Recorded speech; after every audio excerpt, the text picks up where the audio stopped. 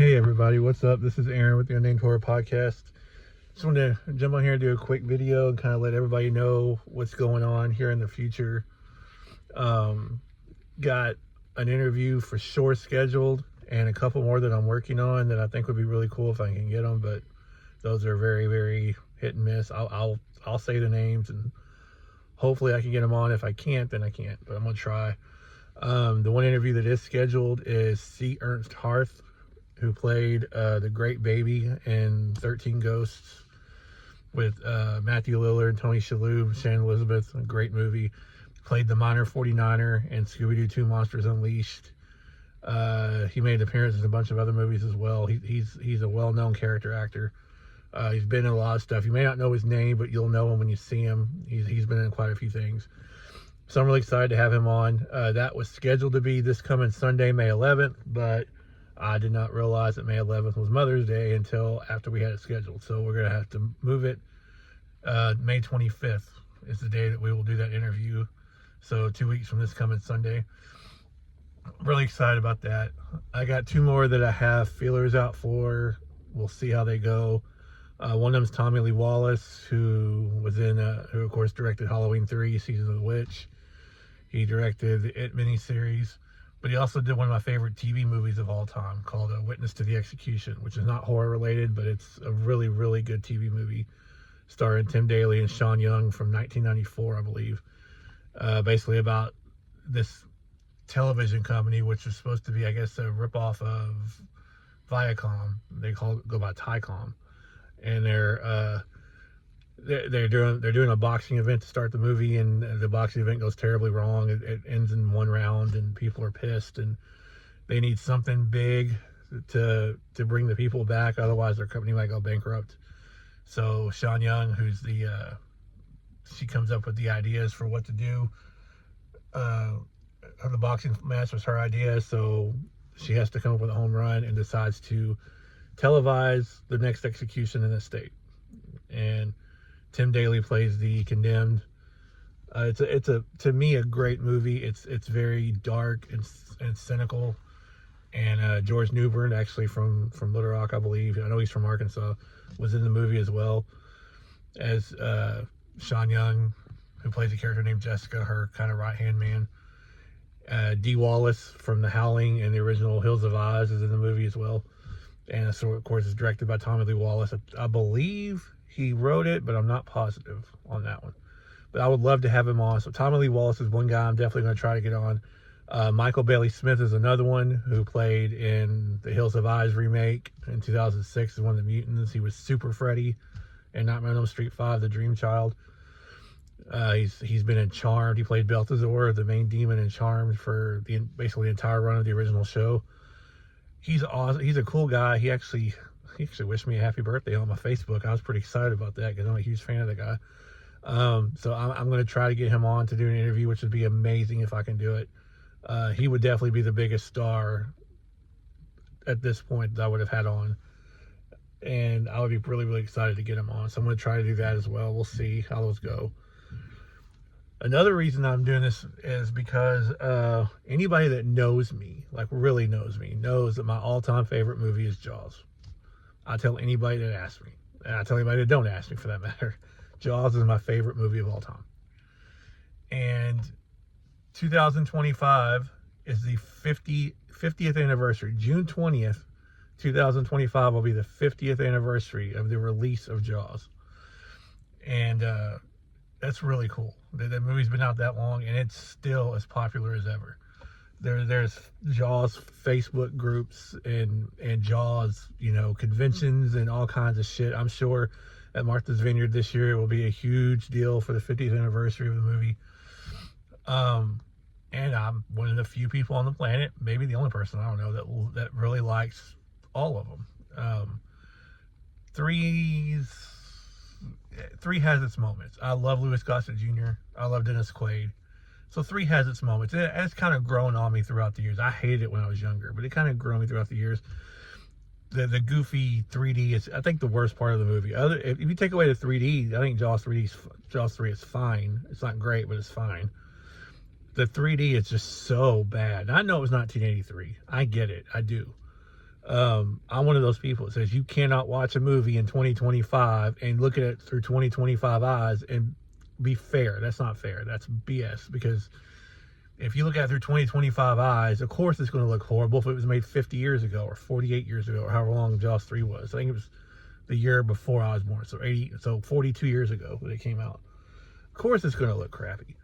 But I've seen 3D movies from that time look better than Jaws 3. Jaws 3 just looked bad. It didn't matter that it was 1983 or 2003 or 2023.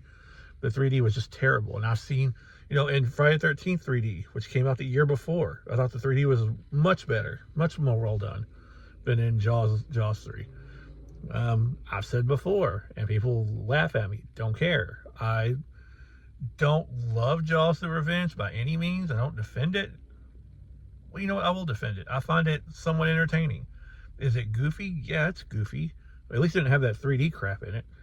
But I like Lorraine Gary. I thought she was fine in the movie. I thought Michael Caine was very likable in the movie. I thought Lance Guest, and maybe it's because I have a soft spot for Lance Guest. I met him at Texas Frightmare in 2016. One of the nicest people I've ever met in my life.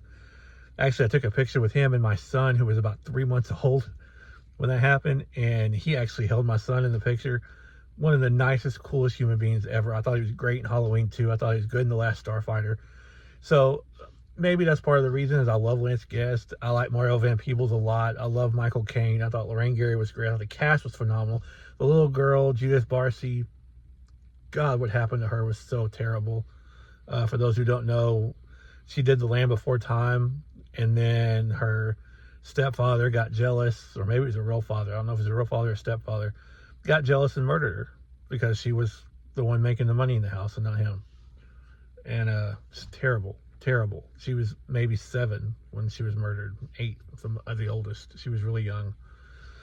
But anyway, 50th anniversary of Jaws is this year. So for every episode up until, through the summer probably, I'm going to do something Jaws related during the show. It'll be different things. I don't know for sure yet. I haven't got it all figured out just yet. If Amy Lynn's on with me, we'll talk about the movie. I'm not sure how big of a fan she is. I don't think she and I have ever really talked about it very much, but I know it's my favorite movie of all time, and I do think she likes it. I don't remember if she likes it as much as me or anything, but I do think she actually kind of likes it. So we'll talk about it, do some countdowns. I don't know, top 10 scenes or top 10 kills or in the franchise or whatever. We'll do the whole franchise for that. Some of the most memorable quotable lines. Like, I love to do monologues and stuff. I may do some of those on the show too, just for fun. But we'll figure it out and go through. And like I said, each episode will have something Jaws related somewhere in the show. So if you don't like Jaws, you've never seen Jaws, I'll give you a heads up before I start doing it. You can stop watching. But if we have guests on, we'll talk to them about the movie, if they liked it, if they didn't like it, whatever. But yeah, I'm really excited about what we got going on. See Ernst Harth is going to be a lot of fun to talk to. He and I have messaged back and forth for a while now. Seems like a super nice guy. I've seen some of his other interviews. He's a great interview. Talks really well. Loves what he's doing. Loves being a part of the shows and interviews. And I actually put on his Facebook page for his fans to send him different podcasts that he can reach out to. He actually reached out to us, which was really cool. I don't know who sent him to us, but whoever it was, thank you. Actually, I admittingly, stupid me, thought he was a fake. I didn't think he was real. So I actually deleted the message and blocked him. And then I went and looked him up just to see, and I'm like, oh my God, he's real. I didn't know his name. And then when I realized who he played, I'm like, holy crap. So I went back onto my actual page. This was on the Unnamed Horror podcast page. I went back on my actual page and messaged him and said, hey, I'm one of the hosts of the Unnamed Horror podcast. Thank you for getting a hold of us. We'd love to have you on. And since then, we've been chit-chatting about trying to get this done. Like I said, we had it scheduled for this Sunday, but just completely slipped my mind that Mother's Day, which is usually in the middle of the month, was, this early in the month this year. So we had to reschedule it. Actually, today we rescheduled it to the 25th. So May 25th, interview with C. Ernst Harth will be up. Like I said, I'm trying to get a hold of Tommy Lee Wallace, trying to get a hold of Michael Bailey Smith. about possibly coming on and doing interviews, which would be fantastic. But yeah, a lot of cool stuff going on. I'm going to go opening weekend. I plan to go see Final Destination Bloodline. Been looking forward to this for years now since they announced it in like 2018 or whatever it was. So I'm going to probably go opening weekend, if not for sure the next weekend, to catch it in the theater. And then I'll do a spoiler-free review, leaving the theater that night. So be on the lookout for that too, which it comes out a week from this coming Friday, the 16th, I believe is the date. Yeah, May 16th. So, and there's some cool stuff coming up too. We got I Know What You Did Last Summer coming out in July. I don't remember all the movies off the top of my head. I'll have to do another video and kind of just go through the movies that are coming out. But I know What You Did Last Summer is coming out. I believe 28 Years Later is coming out this summer sometime as well. So that'll be cool. I'll probably go catch that one in the theater too. I'll definitely go see I Know What You Did Last Summer in the theater, and Final Destination Bloodlines in the theater.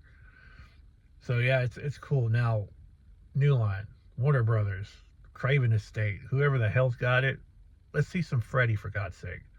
And don't give me the whole we can't have Freddy without Robert Englund crap. I don't believe that. You got to go get the right actor, but they are out there. There's good enough actors out there to portray a good Freddy. And I want to see another Freddy movie. So, come on, Craven Estate, New Line, let's go. Kevin Bacon has said he would love to do it. I think he'd be fantastic as Freddy. Devin Sawa said he would love to do it. I think he'd be really good as Freddy. He'd be a younger Freddy, but I think he'd be really good as Freddy. You could even remake the story, like change it up a little bit. You don't have to do the exact same movies over again or sequels. Do a reboot and figure out another way. I didn't hate the 2010 remake, but I didn't like it. I thought it was bleh. I thought it could have been better. But it certainly wasn't Jackie Earle Haley's fault. I thought he did tremendous.